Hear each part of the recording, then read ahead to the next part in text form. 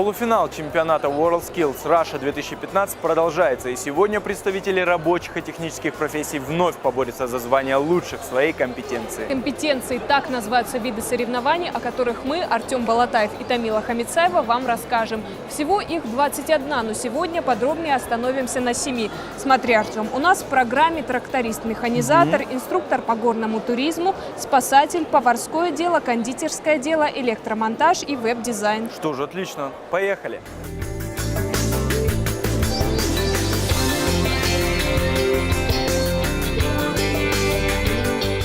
Ну что, Тамила, теперь моя очередь бросать виртуальный жребий. Вчера ты целый день причитала, как не хватает сейчас в наше время мастеров, Правильно. по плитке, электриков. И я решил отправить тебя на электромонтаж. Пойди проверь свою компетенцию.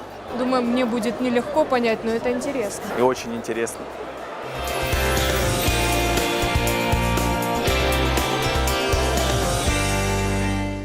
Электромонтаж – сборка и установка электрического оборудования, электрических приборов и тому подобное. Но это я вычитала в словаре. На деле затеряться в проводах, катушках и переключателях проще простого, а участники должны собрать целый электрический щит с нуля. Ребята пришли на пустые голые кабинки, им выдали электрооборудование, расходные материалы, то есть они смотрят на схему, делают то, что там есть.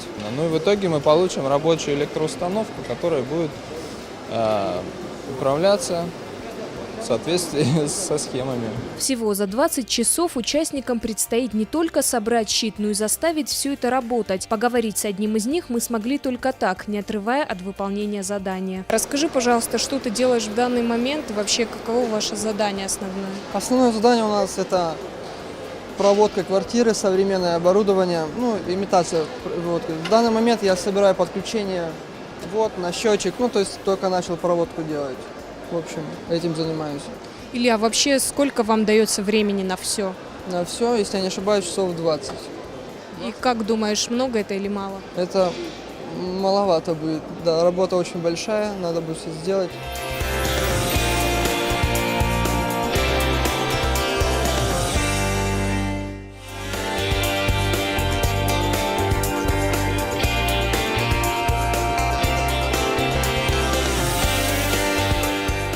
Пока Тамила разбирается в тонкостях чисто мужской профессии, я решил отправиться на веб-дизайн. Здесь очень интересная компетенция. Правда, тут так тихо, я не знаю. Здравствуйте. Здравствуйте, да, шуметь нельзя, ребята работают очень долго и очень быстро, потому их нельзя отвлекать. А чем они вообще занимаются? Что, сайты создают? Да, ребята пишут несколько сайтов в течение всего 3 дней. Сложные сайты, которые ребята выполняли до этого на других федеральных округах по всей России.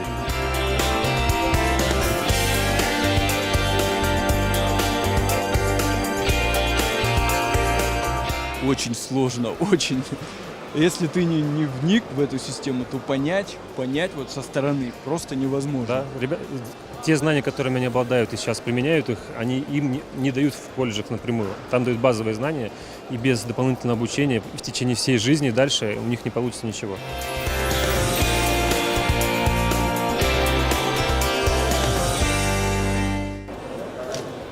Кстати, в других районах республики сейчас соревнуются трактористы-механизаторы, инструкторы по горному туризму и спасатели. О том, что там происходит, в репортаже нашего корреспондента Залины Губуровой.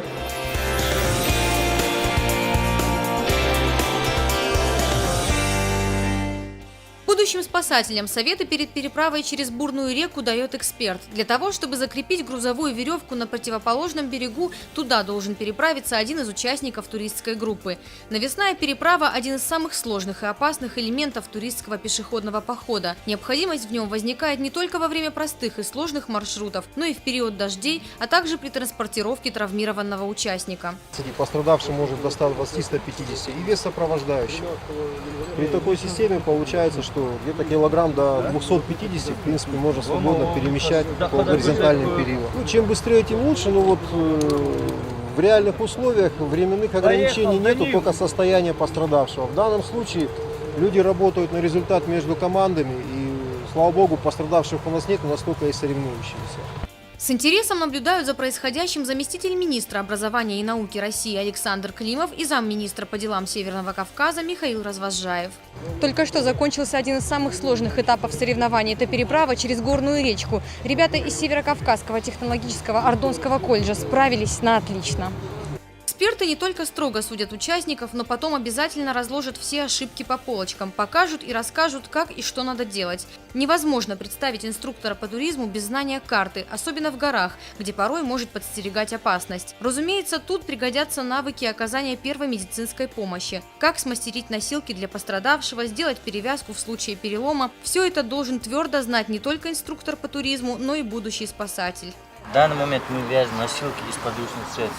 То есть для транспортировки пострадавшего с леса, например, не знаю, в плохих полевых условиях, эти носилки способны выдержать пострадавшего с весом, например, 50-60 килограмм.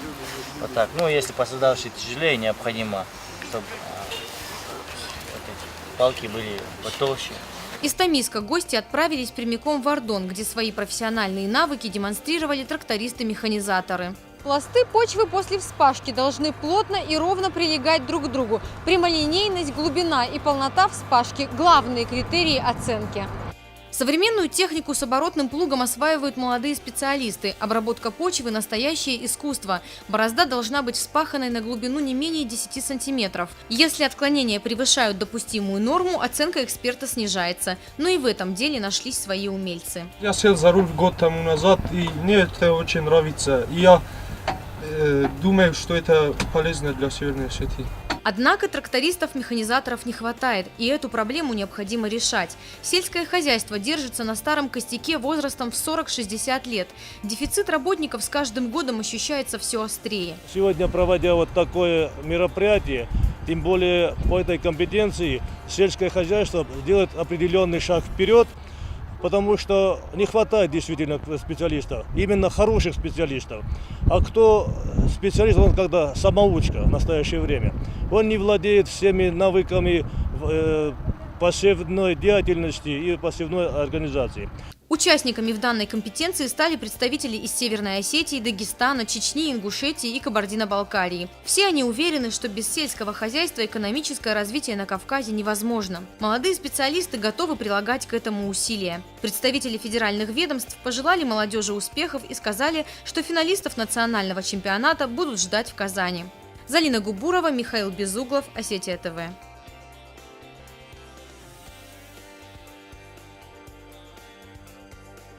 Ну ладно, Томила. Мы не можем поделить компетенции поварское дело и кондитерское дело. Потому что оба любим сладкое и оба любим хорошо покушать. Поэтому пойдем на них вместе.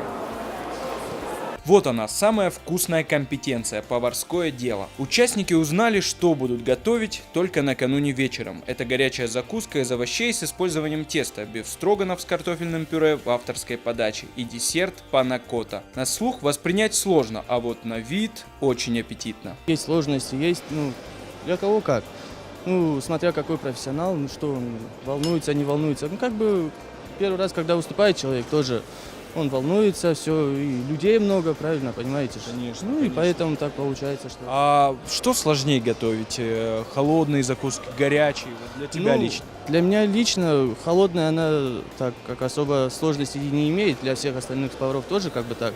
В основном горячие блюда и горячие закуски, они имеют сложность, потому что они этапы проходят тепловой обработки, холодные, все такое, зачистки и все остальное. Быть поваром-экспертом ничуть не легче. Оказывается, при дегустации блюд нельзя проявлять никаких эмоций, а самим дегустаторам во время соревнований не позволяется даже общаться. Они не могут не разговаривать друг с другом, не подглядывать друг другу в записи и, самое интересное, не выражать эмоций. Даже при дегустации. Это запрещено. А если очень вкусно, как сдержаться? А вот в этом и есть опыт эксперта, что сдерживаться надо даже тогда, когда получаешь огромное удовольствие от работы. Как вы оцениваете уровень сложности? То есть простая девушка или парень без специального образования не смогут справиться с этими заданиями? Я всегда говорю о том, что специальное образование и навыки человека, они иногда не коррелируют с друг другом. человек или повар, или не повар. Теоретическая база, конечно, она нужна, но здесь мы проверяем больше практические навыки.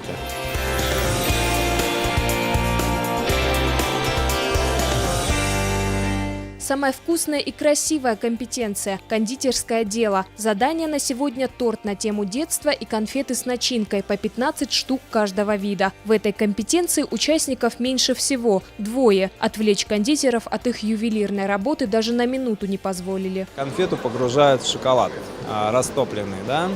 При этом очень много тонкостей тем, что шоколад должен очень равномерно распределиться.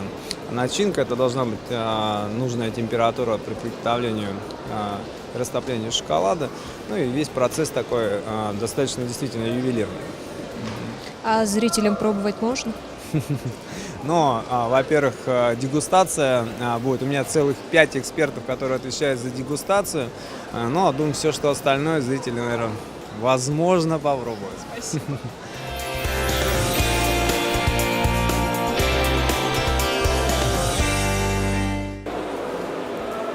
Мила, отвлеки ребят, я стыгрю молоток. Сейчас уже ребята поймут, что я хочу сделать. Ай, тундук. Ужас, ужас. Бедная. Знаешь, куда она залезла?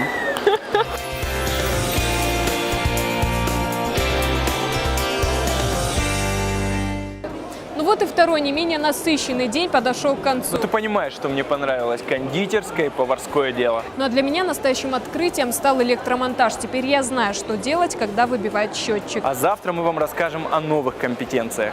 До встречи. Пока.